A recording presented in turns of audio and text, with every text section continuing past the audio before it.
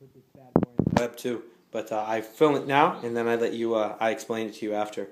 But basically, what we're looking at here is Toby's ankle, and the fact that you can see it coming in, not in a neutral position, where the neutral position would be more like this. However, we see the outside, the angle going outside, if you will. We call this rear foot because it's the back of his foot, varus.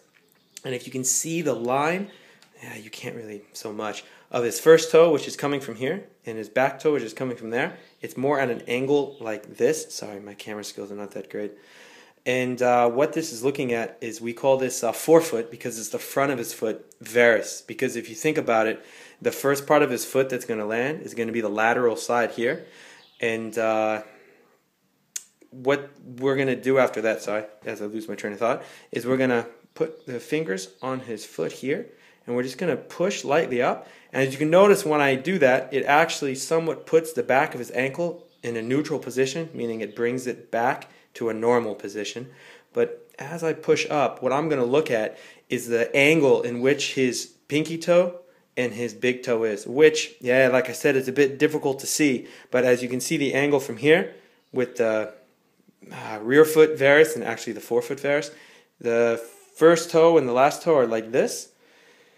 As I push it up a bit more, you see a bit, if you can, that it becomes much less severe, if you will, for lack of better terms. It becomes much more normal than so great. So, like I said, my camera skills and iPhone are not the best, but I think you get an idea of also, as I push up on that, when his rear foot comes back into a neutral, comes up, it comes back into a neutral position. I can't talk today. But look at the insertion of the Achilles here. As I push up on the toe, it becomes much less taut and not as ugly, if you will, and much more normal. I think his ankle looks much more normal to even someone that has no clue of rear foot varus or valgus. It just doesn't look as crooked as it does in this position right here.